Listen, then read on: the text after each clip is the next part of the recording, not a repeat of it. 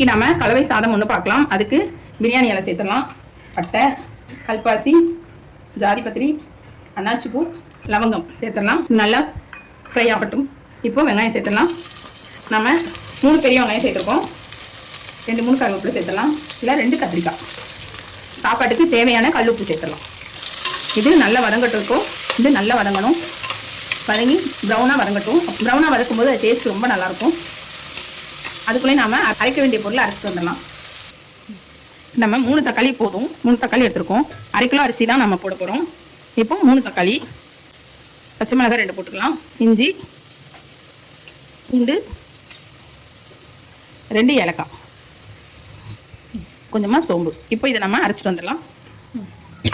இப்போ இதை நம்ம அரைச்சிட்டோம். இதையும் நம்ம சேர்த்துடலாம். இப்போ வெங்காயம் நல்லா ப்ரௌனாக வதங்கிருக்கு.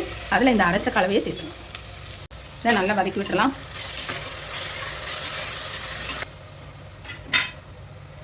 இப்போது 1/2 கிலோ அரிசிக்கு 3 சின்ன பீட்ரூட்டு நம்ம துருவி வச்சுருக்கோம். அதை சேர்த்துடலாம்.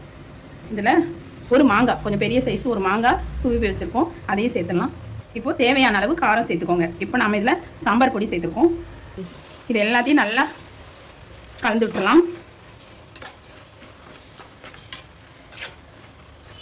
இதை நல்லா கலந்து விட்டுட்டு கொஞ்சம் நேரம் மூடி போட்டுடலாம். அது வேகட்டும்.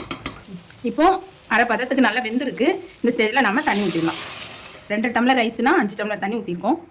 இப்போ அரிசி கலந்துடலாம்.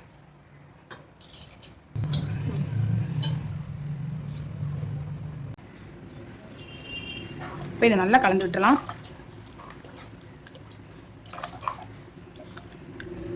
இப்போ எல்லாமே இதில் சேர்த்தாச்சு.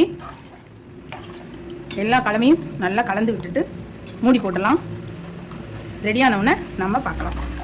A few moments later. இப்போ சூப்பரான கலவை சாதம் ரெடி. இதே மெத்தடில் இதே மாதிரி செஞ்சு பாருங்கள்.